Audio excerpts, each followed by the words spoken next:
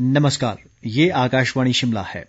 अब आप शशि चौहान से कोविड-19 पर विशेष समाचार सुनिए। मुख्यमंत्री जयराम ठाकुर ने कहा है कि प्रदेश में कोविड के लिए समर्पित बिस्तरों की कोई कमी नहीं है और ऑक्सीजन सिलेंडर भी काफी मात्रा में उपलब्ध है। उन्होंने कहा कि किसी भी सामाजिक कार्यक्रम में लोगों की संख्या 50 तक सीमित के निर्णय को कड़ाई से लागू किया जाना चाहिए। मुख्यमंत्री ने कहा कि कोविड के मरीजों का पता लगाने और इस वायरस को फैलने से रोकने के लिए राज्य सरकार ने प्रदेश में कोविड टेस्ट की संख्या को बढ़ाया है। उन्होंने कहा कि अप्रैल माह में 31,035 और मई माह में 42,331 जांच के मुकाबले में अक्तूबर नवंबर माह में 96,657 और 1,35,853 कोरोना टेस्ट किए गए। दिसंबर माह में पिछले कल तक 41,822 परीक्षण किए जा चुके हैं। शिक्षा मंत्री गोविंद ठाकुर ने लोगों से कोविड जांच के लिए स्वेच्छा से आगे आने का आह्वान किया है। उन्होंने कहा कि ऐसा करने से वे जहां स्वयं सुरक्षित रहेंगे, वहीं अपने परिजनों को भी संक्रमित होने से बचा पाएंगे। गोविंद ठाकुर ने बताया कि कुल्लू जिले में प्रत्येक चिकित्सा खंड स्तर पर सैंपल लेने के लिए प्रशासन द्वारा टीमों का गठन किया गया है। उन्होंने कहा कि 15 दिसंबर तक संक्रमण का खतरा अधिक है। ऐसे में जिले में हर रोज करीब 500 सैंपल लेने का लक्ष्य रखा गया है। देश में कोविड-19 से स्वस्थ होने की दर बढ़कर 94.45% हो गई है। कोरोना से देश में अब तक 91,39,901 से अधिक रोगी स्वस्थ हो चुके हैं।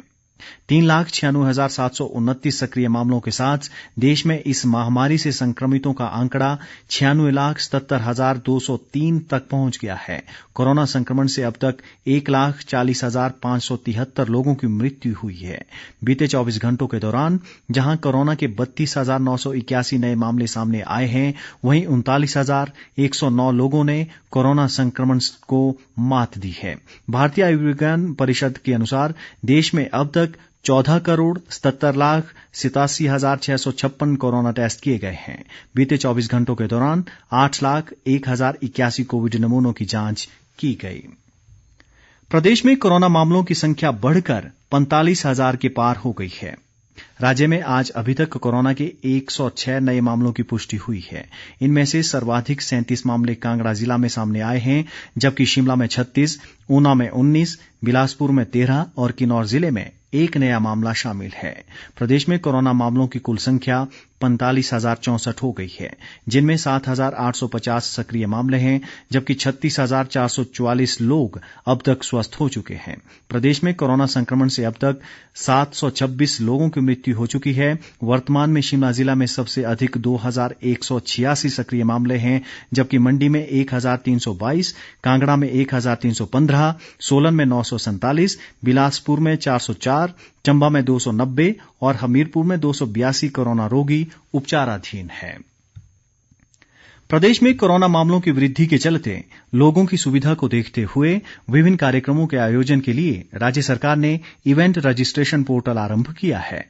जो लोग प्रदेश में किसी भी तरह के सामाजिक, सांस्कृतिक, राजनीतिक या अन्य प्रकार के आयोजन करना चाहते हैं, वे उसका पंजीकरण covid.hp.gov.in पर कर सकते हैं।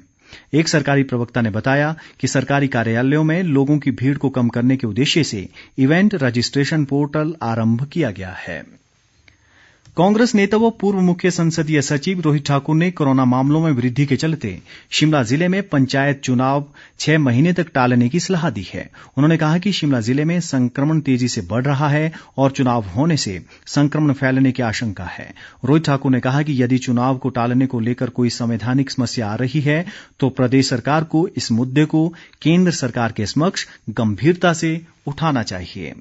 नीति आयोग के उपाध्यक्ष राजीव कुमार ने कहा है कि वित्त वर्ष 2021-22 के अंत तक भारत का आर्थिक विकास कोविड-19 के पहले के स्तर तक पहुंच जाएगा, जबकि चालू वित्त वर्ष में जीडीपी में 8% से कम गिरावट होने के आसार हैं।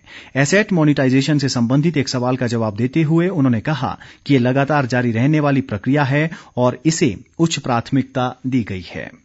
इसी के साथ ये समाचार बुलेटिन समाप्त हुआ। नमस्कार।